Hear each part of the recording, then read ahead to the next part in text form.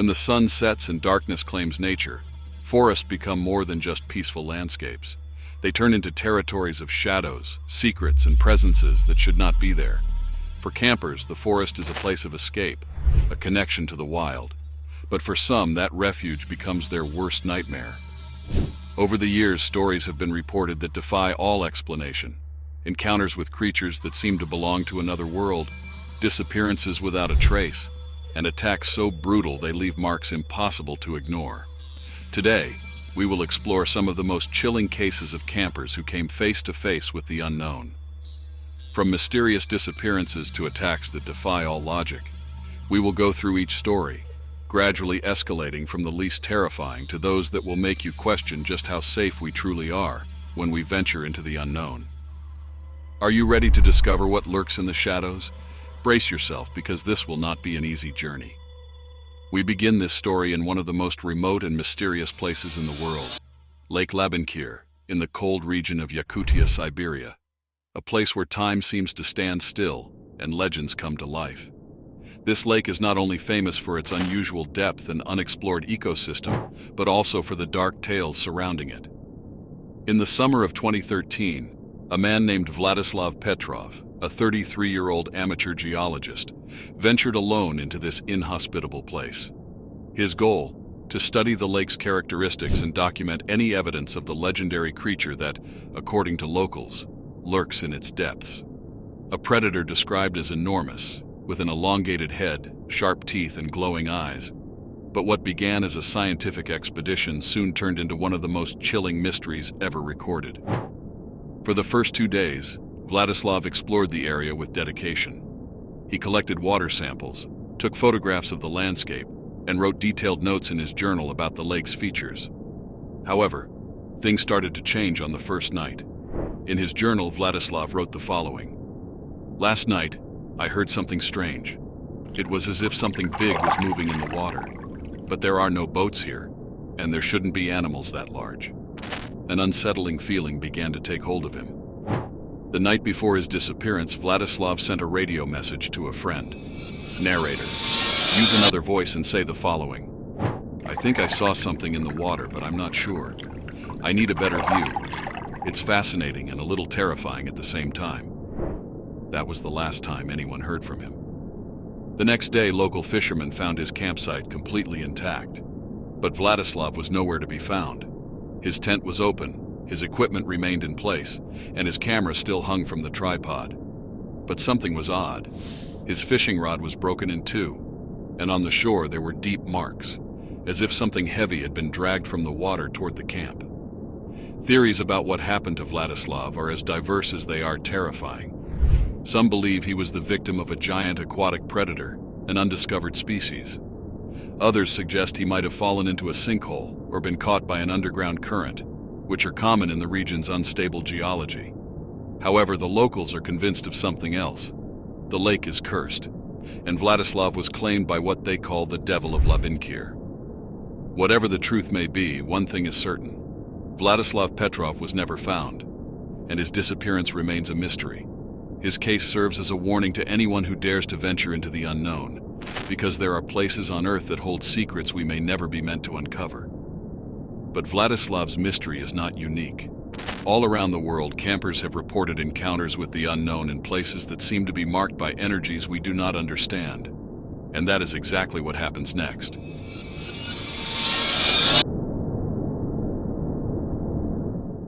Aokigahara Forest, also known as the Suicide Forest, is a place filled with tragedy and mystery. Located at the foot of Mount Fuji, this dense forest is known for its overwhelming silence, a unique characteristic caused by the volcanic soil that absorbs sound. But this silence is not its only mystery. In 2016, 3 Japanese university friends, Hiroshi, Ayumi, and Daiki, decided to challenge local legends and spend a night camping in Aokigahara. According to them, it was an adventure to test their courage. But what they experienced that night changed their lives forever. The group arrived early in the afternoon, explored the surroundings, and took pictures of the landscape. However, as soon as night fell, they began to notice something strange. The forest, already eerily silent, became even more oppressive. Hiroshi described a sensation of being watched, as if something invisible was lurking among the trees. At 10 p.m., while talking around the campfire, Ayumi noticed something among the trees. A dark, motionless figure that seemed to be watching them from about 30 meters away. Daiki shone a flashlight toward the area, but the figure vanished immediately, as if it had never been there. Despite their nervousness, they decided to stay and continue the night. Around 2 a.m., strange noises woke them up. Hiroshi described the sound as a whisper mixed with muffled laughter. They stepped out of their tents with flashlights in hand, and what they saw left them paralyzed. Several humanoid figures moving among the trees. These figures, thin like shadows and completely silent, moved at an unnatural speed, as if floating from tree to tree. Despite the distance, the three friends felt a pressure in their chests, a sensation that the forest itself was rejecting them. When one of the larger figures came close enough, Ayumi screamed upon clearly seeing what she described as a faceless entity, with no eyes or mouth.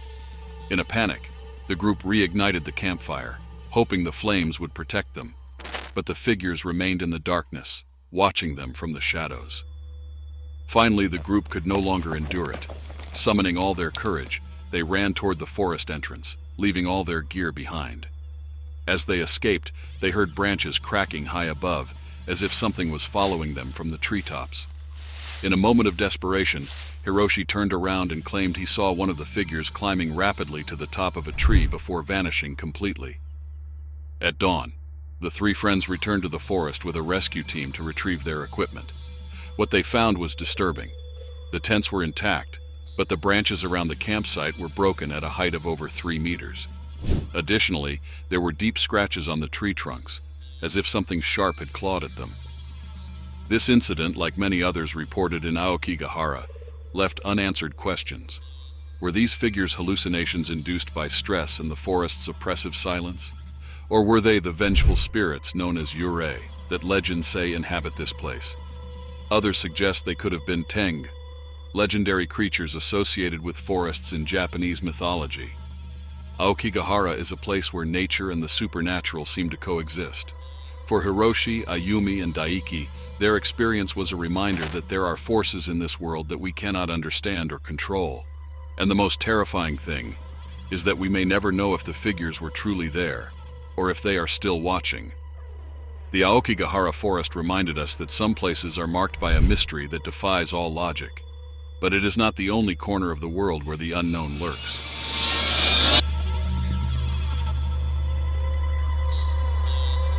Now we travel to the towering and remote Atlas Mountains in Morocco, a place as beautiful as it is dangerous. Here in 2017, a group of 5 mountaineers experienced something that changed their lives forever. The Atlas Mountains, with their scenic beauty and extreme isolation, have been the setting for many local legends. In January 2017, a group of 5 European mountaineers decided to explore a little-traveled route at an altitude of 2,800 meters.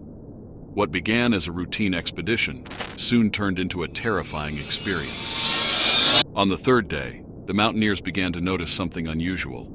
Lucas, one of the group members, mentioned that he felt they were being watched. Additionally, they noticed the absence of wildlife, something strange for a region so rich in biodiversity. The tension grew when around 11 p.m. that night, they began hearing strange noises near the camp. They initially thought it might be common animals in the area, such as wild boars or jackals. However, the sounds were deeper and more deliberate, interspersed with cracking noises from the high branches. Lucas took a flashlight and scanned the perimeter, but he saw nothing out of the ordinary. Despite their unease, the group decided to go to sleep. Around 2:30 a.m., a deafening roar jolted them awake, followed by the sound of something heavy moving near the tents. When they stepped outside, what they saw left them frozen in terror.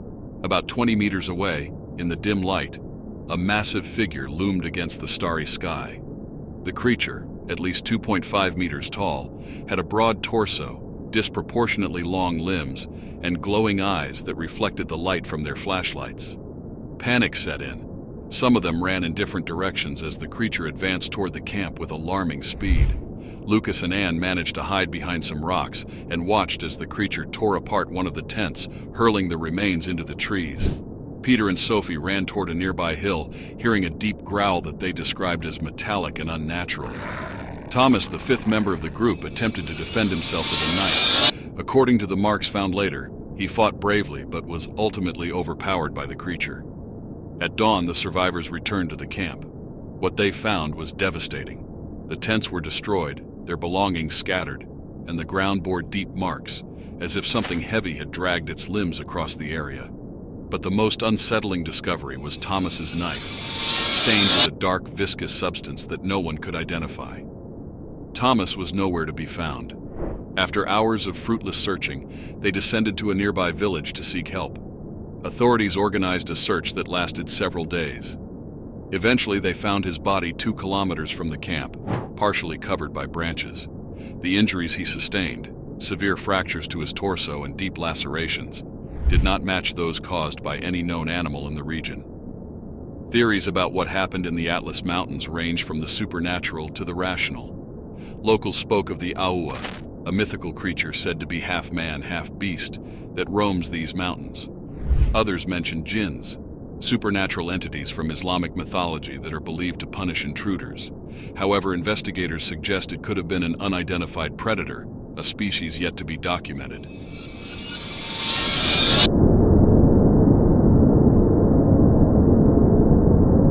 From the arid and mysterious Atlas Mountains, we now venture into the frozen forests of Alberta, Canada.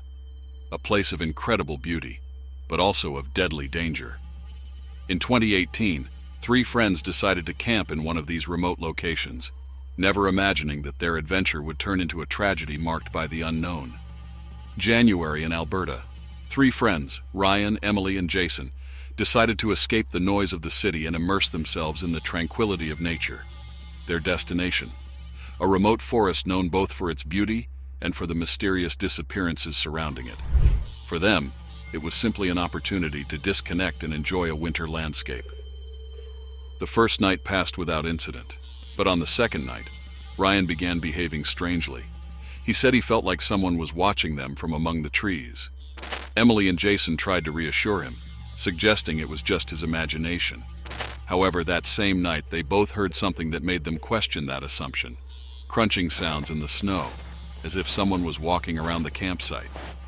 They stepped out with flashlights to investigate, but found no footprints except their own. Though the freezing wind and darkness filled them with unease, they decided to return to their tents and rest. But by morning, Ryan was gone. Emily and Jason searched for Ryan for hours. His tent was open, and his boots were still there, which was strange given the sub-zero temperatures. Eventually, they called for rescue services.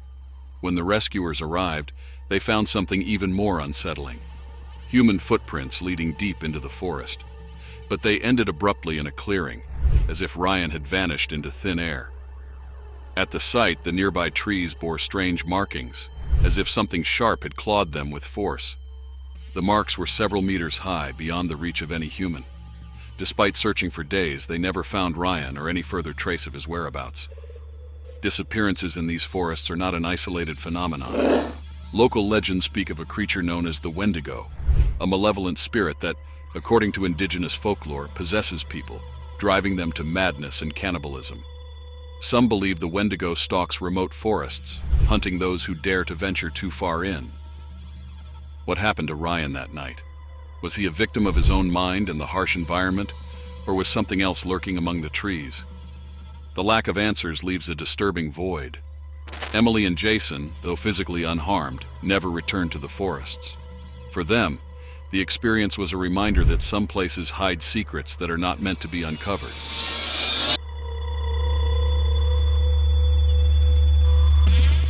From the frozen forests of Alberta, our journey now takes us to the coast of Cadboro Bay in British Columbia, Canada. This place, known for its tranquility and beauty, hides one of the most unsettling cases of attacks in the wild. In 1964, a group of campers was found brutally attacked, in a case that remains shrouded in mystery to this day. In June 1964, 3 young friends, Jack Anderson, Claire Hudson, and Tom Reynolds, arrived at the coast of Cadboro Bay. For them, it was the perfect getaway, far from the urban noise, with the goal of exploring the local wildlife and enjoying nature. Jack, passionate about marine biology, was particularly interested in investigating rumors about a mythical creature known as the Cadborosaurus. The day passed without incident. They spent the afternoon exploring the area, taking photographs, and setting up their camp about 300 meters from the coast. However, around 2:30 a.m., local fishermen reported hearing screams coming from the nearby forest. Then an eerie silence fell over the area. When morning came, the fishermen decided to investigate and found something devastating. The campsite was completely destroyed. The tents had been torn apart, their poles broken, and the fabric shredded as if something had ripped through them from the outside with brutal force. However, there were no signs of human looting. The bodies of Jack and Claire were found near the camp. Jack had deep wounds on his torso, as if inflicted by enormous claws, and his body was partially covered by branches, as if someone or something had attempted to conceal it. Claire, on the other hand, was found at the edge of the forest near the coast. She had severe skull fractures and wounds on her legs, consistent with the bites of a large predator. Tom, however, was not found until 3 days later. His body was discovered floating in the bay, with injuries similar to those of his friends and a bite pattern that did not match any known animal in the region. In addition to the bodies, investigators found unusual tracks near the campsite and the shoreline. These footprints, over 30 centimeters long, resembled those of a large reptile, with deep claw marks. They also discovered broken branches high up in the trees, suggesting that something large and heavy had passed through the area. Theories about what happened in Cadboro Bay are as diverse as they are disturbing. Many locals believe the campers were attacked by the Cadborosaurus, a legendary sea creature described as a serpentine reptile with a horse-like head. Although it is said to dwell in the water, some accounts suggest that it can briefly move on land. Others, however, speculate that it could have been an unidentified prehistoric predator, trapped in the bay for generations. Authorities attempted to attribute the deaths to a bear or cougar attack, but local wildlife experts dismissed this theory due to the nature of the wounds and the markings found. The case of the Cadboro Bay campsite left a lasting mark on the region. Despite the years, it remains an enigma. Local fishermen continue to report sightings of something large and strange moving in the bay's waters, fueling the legend that something lurks in the depths.